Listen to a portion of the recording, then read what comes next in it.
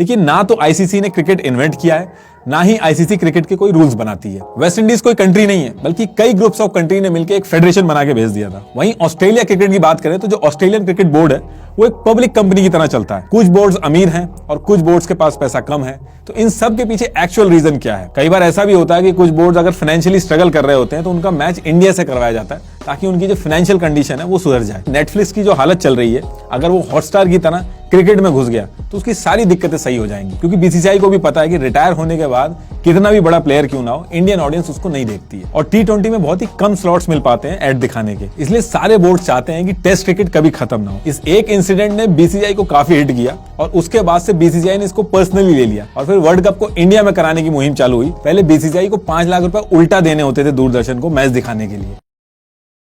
देखिए, किसी भी डेमोक्रेटिक कंट्री के अंदर जो स्पोर्ट होता है उसमें गवर्नमेंट का कोई रोल नहीं होता है। गवर्नमेंट इंफ्रास्ट्रक्चर बनाने में मदद कर सकती है, फाइनेंशियली हेल्प कर सकती है, लेकिन मैनेजमेंट और सिलेक्शन कमेटी वगैरह इन सब से एकदम बाहर होती है। और ऐसा इसलिए होता है ताकि इसमें पॉलिटिक्स ना घुसे, पता चले एक ही पार्टी के लोगों को प्रेफरेंस मिलने लगे।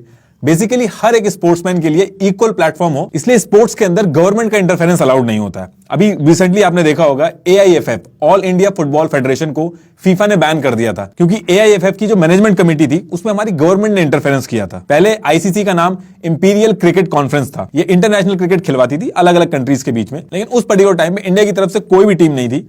इंडिया के अंदर अलग अलग ग्रुप्स क्रिकेट खेलते थे, लेकिन इंटरनेशनल टूर्नामेंट में इंडिया नहीं जा पाती थी। लेकिन 1926 में कोलकाता के अंदर एक क्रिकेट क्लब था, कैलकाटा क्रिकेट क्लब, ये इंडिया के अंदर क्रिकेट खेलते थे। इस क्लब ने लंदन में जाके आईसीसी से मीटिंग की इंटरनेशनल क्रिकेट खेलने के लिए। उसके बाद मल्टीपल मीटिंग्स हुई और 1928 में बीसीसीआई बनाई गई और आईसीसी ने बीसीसीआई को मान्यता दी कि आप इंटरनेशनल क्रिकेट खेल सकते हो। और तब से लेकर आज तक बीसीसीआई इंडियन क्रिकेट टीम को रिप्रेजेंट करता है। बीसीसीआई को चैरिटेबल ट्रस्ट की तरह बनाया गया था और आज भी ये चैरिटेबल ट्रस्ट की तरह ही चलती है। इसमें गवर्नमेंट का कोई रोल नहीं होता है। आज की डेट में गवर्नमेंट खुद एक क्रिकेट की टीम बना के वर्ल्ड कप खेलने भेज दे तो नहीं बना सकती, क्योंकि आईसीसी के लिए इंडिया को बीसीसीआई रिप्रेजेंट करता है। वेस्ट इंडीज कोई कंट्री नहीं है, बल्कि कई ग्रुप्स ऑफ कंट्री ने मिलकर एक फेडरेशन बना के भेज दिया था। वहीं ऑस्ट्रेलिया क्रिकेट की बात करें तो जो ऑस्ट्रेलियन क्रिकेट बोर्ड है वो एक पब्लिक कंपनी की तरह चलता है, उसमें गवर्नमेंट का कोई रोल नहीं है। देखिए, गवर्नमेंट ऐसे तो इंटरफेयर नहीं करती किसी स्पोर्ट्स में, लेकिन इंफ्रास्ट्रक्चर हो गया, ग्राउंड को लेके फाइनेंशियली सपोर्ट करना हो, किसी पर्टिकुलर गेम को प्रमोट करना हो तो उसमें हेल्प कर देती है। लेकिन हर एक फेडरेशन हर एक स्पोर्ट्स को नहीं करती है। गवर्नमेंट सिर्फ उस फेडरेशन को सपोर्ट करती है जिसका एफिलिएशन इंटरनेशनल ओलंपिक कमेटी से होता है। अब आप कहोगे कि खो खो, कबड्डी ये तो ओलंपिक में नहीं है, तो इनको गवर्नमेंट क्यों सपोर्ट करती है?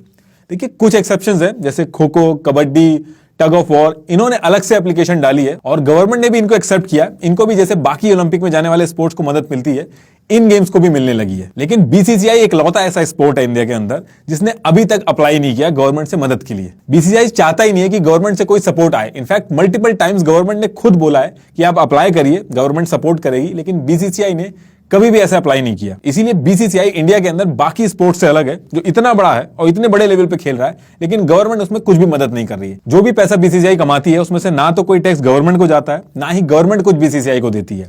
आईपीएल के केस में बीसीसीआई को टैक्स देना पड़ता है, वो मैं अभी आपको लास्ट में बताऊंगा ये कैसे होता है। अब क्वेश्चन ये है कि बीसीसीआई का तो समझ में आ गया, लेकिन ये आईसीसी क्या है, इसको कौन सी कंट्री मैनेज करती है, ये है क्या एक्चुअल में? देखिए, ना तो आईसीसी ने क्रिकेट इन्वेंट किया है, ना ही आईसीसी क्रिकेट के कोई रूल्स बनाती है। आईसीसी का सिर्फ इतना काम है कि वो बने हुए रूल्स को सही से फॉलो हो रहे हैं कि नहीं उनका ध्यान रखे, और जो इंटरनेशनल मैचेस हो रहे हैं कंट्रीज के बीच में उनको करवाए, उनको मैनेज करे। एक क्रिकेट मैच में जो अंपायर्स होते हैं, मैच रेफरीज, कमेंटेटर्स हैं, उनको मैनेज करे और उनकी सैलरीज देखे, ड्रग्स और फिक्सिंग का ध्यान रखे। क्रिकेट का कोई भी रूल जो आज तक बना है या उसमें कोई अमेंडमेंट हुआ है या आगे भी कोई रूल बनेगा, उसको एमसीसी यानी मलुबन क्रिकेट क्लब देखता है। एक तरह से आप ऐसे समझ लीजिए कि एमसीसी जो है वो क्रिकेट का मालिक है और उसने सारे काम सही से हो रहे हैं कि नहीं इनको देखने के लिए आईसीसी को रखा है। आईसीसी लॉ नहीं बनाता है, लेकिन क्रिकेट खेलते टाइम चीजें मैनेज कैसे होंगी और हर कोई डिसिप्लिन में है कि नहीं, ये सारी चीजें देखता है। जो मैच के बीच में मैच रेफरी होता है वो आईसीसी की तरफ से ही होता है, वही देखता है कि क्रिकेट के अंदर सारे डिसिप्लिन फॉलो हो रहे हैं कि नहीं, और अगर कोई गाइडलाइन सही से फॉलो नहीं कर रहा है तो उसके ऊपर जुर्माना लगा देता है। आपने एक चीज और नोटिस की होगी कि टोटल 108 आईसीसी के मेंबर्स हैं जो क्रिकेट खेलते हैं, लेकिन इंडिया कभी भी बरमूडा या फिर नीदरलैंड के साथ बायलैटरल खेलता हुआ नहीं दिखता है। तो ऐसा है क्या, इसके पीछे रीजन क्या है? देखिए, 108 में से आईसीसी के 12 फुल मेंबर्स हैं। जो भी टेस्ट खेलते हैं उनको फुल मेंबर्स बोला जाता है। आईसीसी के मेंबर्स तो कंट्रीज बन जाती हैं, लेकिन अगर ओडीआई का स्टेटस चाहिए तो 2 टेस्ट प्लेइंग नेशंस को हराना होगा।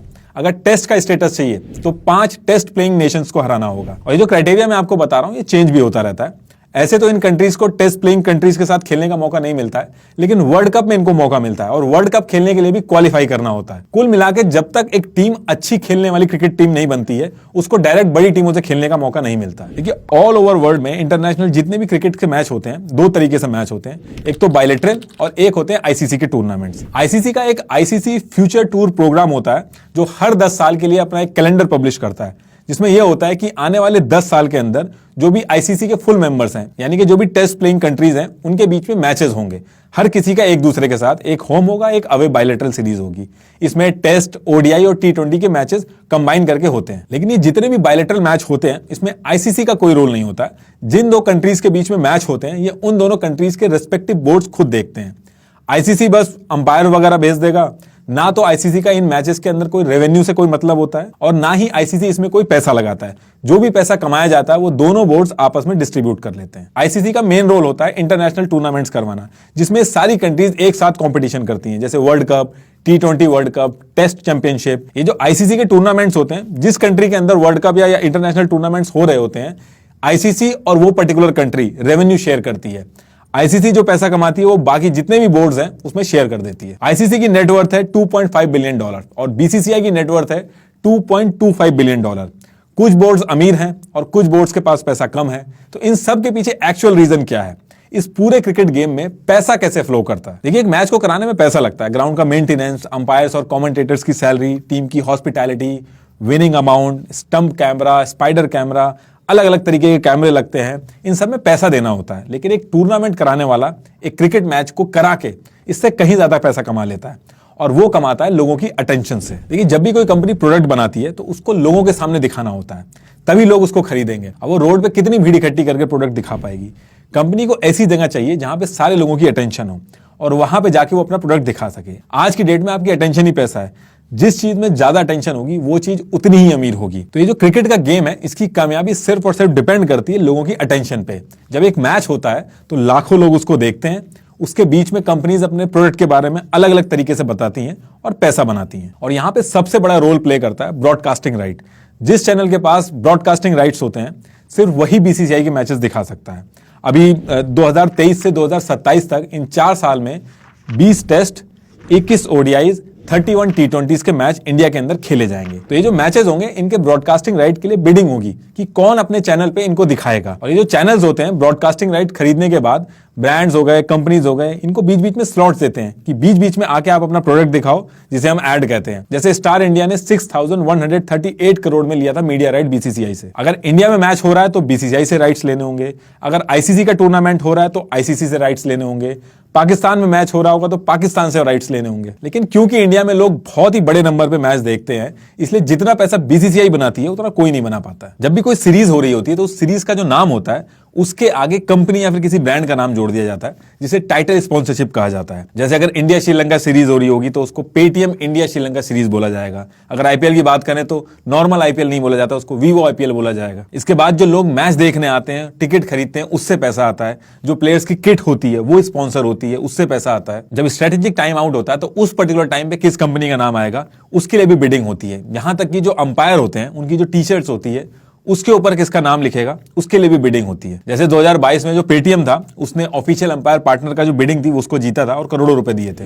पूरे मैच के दौरान आप ग्राउंड की जो बाउंड्री होती है उसके अंदर अगर आप किसी भी कंपनी का नाम देखोगे तो उसने पैसे दिए होते हैं और वो पैसे जाते हैं बोर्ड्स के पास। देखिए, कोई भी मैच हो उसमें खर्चा इसी तरीके से होता है और पैसा कमाने का जो तरीका है वो भी यही होता है। बस बीसीसीआई के केस में एडवांटेज ये रहता है कि बीसीसीआई आईपीएल से भी रेवेन्यू कमाता है, और क्योंकि आईपीएल एक फ्रेंचाइजी की तरह बीसीसीआई ने लॉन्च किया है, इसलिए 50% रेवेन्यू बीसीसीआई लेता है। तो बीसीसीआई को आईपीएल से बहुत फायदा होता है। आईपीएल के 2023 से 2027 तक के जो खाली मीडिया राइट्स हैं, सिर्फ वही 6.2 बिलियन में बिके हैं। कई कंट्रीज का तो इतना बजट नहीं होता है। जितना इंतजार लोगों को आईपीएल का होता है उससे कहीं ज्यादा इंतजार बीसीसीआई को होता है आईपीएल का। बीसीसीआई ने तो एक फिक्स डिपॉजिट भी करवा रखा है, उससे भी रेवेन्यू आता है बीसीसीआई को। इसके साथ साथ आईसीसी जो है वो जो इंटरनेशनल मैच करवाती है उससे जो फायदा होता है उसको भी वो बोर्ड्स में बांट देती है, डिस्ट्रीब्यूट कर देती है। लेकिन बीसीसीआई, ईसीबी और ऑस्ट्रेलिया, ईसीबी यानी इंग्लैंड, इन तीनों को ज्यादा रेवेन्यू मिलता है बाकी बोर्ड्स के कंपैरेटिवली, क्योंकि ऐसा माना जाता है कि इन कंट्रीज में ज्यादा क्रिकेट देखा जाता है। जब वर्ल्ड कप हो रहा होता है तो जिस पर्टिकुलर कंट्री में मैच हो रहा होता है और आईसीसी, इन दोनों के बीच में पैसा बांटा जाता है। और जब बायलैटरल मैच हो रहे होते हैं तो दो कंट्री जो खेल रही होती हैं, सिर्फ उनके जो बोर्ड्स होते हैं उनके बीच में पैसा डिस्ट्रीब्यूट होता है, जो भी कमाई होती है उसमें से। आईसीसी जब मेंबरशिप देती है किसी भी बोर्ड को, तो उनसे प्लेस दिलवाती है कि जो भी पैसा वो क्रिकेट से कमाएंगे वो क्रिकेट के अंदर ही लगाएंगे, चाहे वो डोमेस्टिक क्रिकेट हो या प्लेयर्स के ऊपर लगाएंगे। कोई भी उसमें से पैसा कमा के बाहर नहीं ले जा सकता। जैसे बीसीसीआई जो भी पैसा कमाती है, बीसीसीआई मेनली 3 बॉडीज को संभालता है। एक तो men's and women Indian cricket team, under 19 cricket team, India A team, India B team और डोमेस्टिक क्रिकेट। इन सबको मेंटेन करता है जो भी पैसा आता है। जैसे कई बिजनेसेस अपनी फ्रेंचाइजी निकालते हैं, ऐसे ही बीसीसीआई ने भी अपनी फ्रेंचाइजी निकाली है T20 की, आईपीएल के नाम से। और इंडियन ऑडियंस का इतना इंपैक्ट है कि बहुत ही कम टाइम में आईपीएल पूरे वर्ल्ड में सबसे अमीर क्रिकेट लीग बन गई। आईपीएल के ओनर्स ने 10 से 15 साल में मैसिव ग्रोथ देखी है। बीसीसीआई का इतना इन्फ्लुएंस है कि आईपीएल एक लौती ऐसी क्रिकेट लीग है जिसके लिए अलग से स्पेशल विंडो बनाई गई है आईसीसी एफटीपी में। आईसीसी एफटीपी में स्पेशल विंडो होने का मतलब यह है कि जब आईपीएल चल रहा होगा तो उस पर्टिकुलर टाइम पे जो बाकी इंटरनेशनल मैचेस होंगे वो बिल्कुल ना के बराबर होंगे। ऐसा किसी और क्रिकेट लीग के लिए नहीं होता। देखिए, बीसीसीआई जो है वो दुनिया का सबसे बड़ा, सबसे अमीर और सबसे ज्यादा इन्फ्लुएंशियल बोर्ड है। उसके पीछे रीजन यही है कि इंडिया में लोग क्रिकेट बहुत ज्यादा देखते हैं। 80% वर्ल्ड क्रिकेट की जो इनकम है वो इंडिया से आती है। अराउंड 700 मिलियन लोग देखते हैं क्रिकेट को इंडिया के अंदर। बहुत बड़ा नंबर है ये। जब किसी मैच में इंडिया होती है तो एकदम से उसकी व्यूअरशिप बढ़ जाती है। कई बार ऐसा भी होता है कि कुछ बोर्ड अगर फाइनेंशियली स्ट्रगल कर रहे होते हैं तो उनका मैच इंडिया से करवाया जाता है ताकि उनकी जो फाइनेंशियल कंडीशन है वो सुधर जाए। किसी टूर्नामेंट में अगर इंडिया जल्दी बाहर हो जाता है तो ओवरऑल टूर्नामेंट की कमाई गिर जाती है क्योंकि व्यूअरशिप गिरती है। 2011 में जब इंडिया वर्ल्ड कप जीता था तो रिकॉर्ड तोड़ पैसा बनाया था आईसीसी ने। कई एक्सपर्ट्स का यह कहना है कि नेटफ्लिक्स की जो हालत चल रही है, अगर वो हॉटस्टार की तरह क्रिकेट में घुस गया तो उसकी सारी दिक्कतें सही हो जाएंगी। इस लेवल का क्रेज है इंडिया के अंदर क्रिकेट का।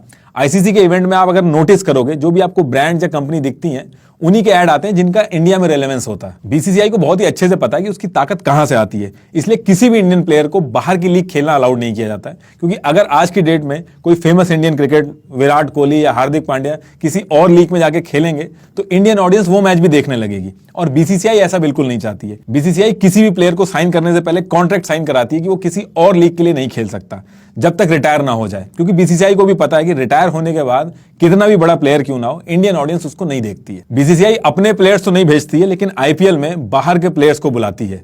एडम गिलक्रिस्ट जो थे उन्होंने काफी बार आवाज उठाई इस चीज को लेके, लेकिन कोई कुछ नहीं कर पाया। कोई भी बोर्ड बीसीसीआई को नाराज नहीं करना चाहता। इनफैक्ट जितने भी क्रिकेट बोर्ड्स हैं वो चाहते हैं कि इंडिया के साथ मैच हो।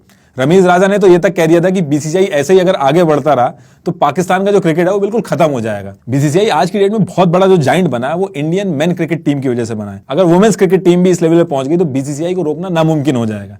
यही रीजन है कि बीसीसीआई बहुत ही अच्छे से प्रमोट करता है वुमेन क्रिकेट टीम को। आपने एक चीज और नोटिस करी होगी कि जितने भी ये बोर्ड्स हैं ये टेस्ट क्रिकेट की बहुत वकालत करते हैं, क्योंकि टेस्ट क्रिकेट ज्यादा दिन का होता है, इसलिए उसमें ज्यादा टाइम मिलता है कंपनीज को ऐड दिखाने का। कई दिनों का होता है, और T20 में बहुत ही कम स्लॉट्स मिल पाते हैं ऐड दिखाने के। इसलिए सारे बोर्ड चाहते हैं कि टेस्ट क्रिकेट कभी खत्म ना हो। अगर T20 जैसा धमाल टेस्ट में भी होने लगेगा तो पैसा डबल और ट्रिपल हो जाएगा। इसलिए ये लोग टेस्ट चैंपियनशिप भी लेके आए, लेकिन उसका इतना ज्यादा इंपैक्ट हुआ नहीं। उसके बाद भी टेस्ट क्रिकेट की जो व्यूअरशिप है वो T20 के कंपैरेटिवली डे बाय डे गिरती जा रही है। ज्यादातर जो ब्रॉडकास्टर्स हैं वो टेस्ट क्रिकेट को अवॉइड करते हैं, लेकिन बीसीसीआई ने मैंडेटरी कर दिया है कि T20, ODI और टेस्ट क्रिकेट, इन तीनों के राइट्स एक साथ ही मिलेंगे। ऐसा नहीं होगा कि खाली T20 के राइट्स मिल गए और टेस्ट के छोड़ दिए, इन तीनों के एक साथ ही लेने होंगे। इसलिए चैनल्स की मजबूरी हो जाती है टेस्ट के जो राइट्स हैं उसको भी सेम प्राइस पे लेना, और जो बीसीसीआई चाहेगा उसके खिलाफ ये लोग कुछ नहीं कर सकते। लेकिन बीसीसीआई हमेशा से इतना रिच नहीं था।